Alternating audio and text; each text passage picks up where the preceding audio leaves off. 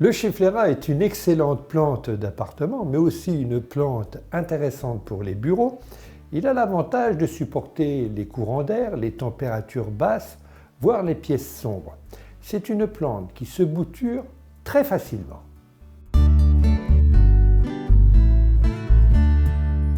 Dans le commerce, on trouve plusieurs catégories de Schefflera, bien qu'il existe plus de 150 variétés dans le monde tropical et subtropical de Schefflera. On trouve le Schefflera actinophylla, c'est celui qui est au feuillage vert. On trouve aussi de plus en plus des Schefflera au feuillage crème, vert, panaché.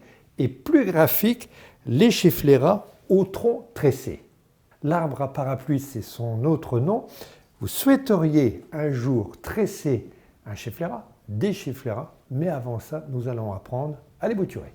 Allez, on va commencer par prélever nos 4 boutures avec un minimum de 2 voire 3 entrenœuds. Alors, avec un sécateur, je coupe à l'intérieur. Donc, il faut aller à l'intérieur. La deuxième, la troisième.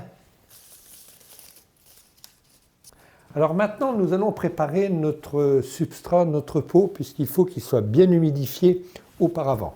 Donc là, je vais utiliser un pot en plastique. Je vais le remplir avec un terreau semis et bouture jusqu'en haut.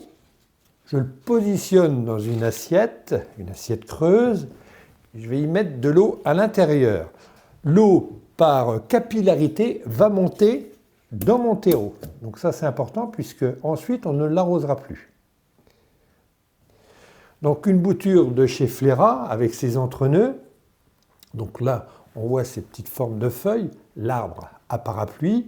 Je vais couper la dernière feuille, enfin une feuille qui est dans la position la plus basse. Je vérifie pour couper au niveau d'un nœud. Donc là, je vais utiliser un sécateur. Quelques millimètres sous le nœud. Ma deuxième bouture qui est un petit peu plus forte maintenant, cette fois-ci.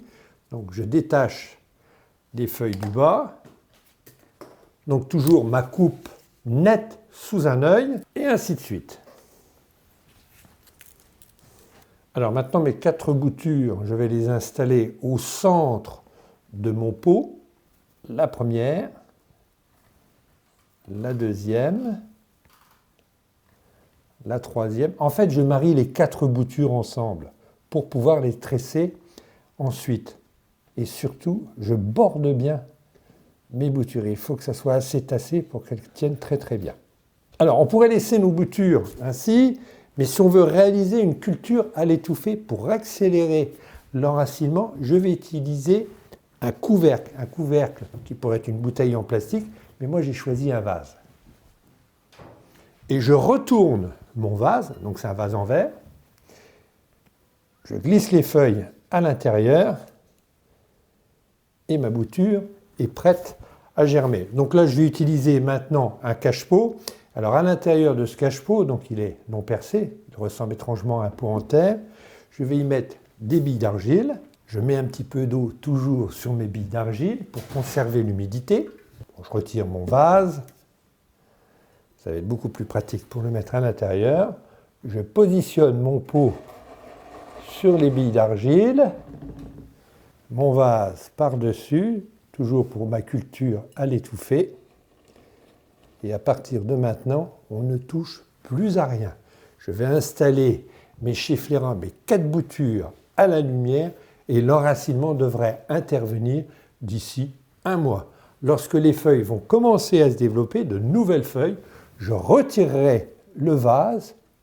Je vais attendre que mes Schefflera poussent sur 20 à 30 cm et je vais commencer à les tresser.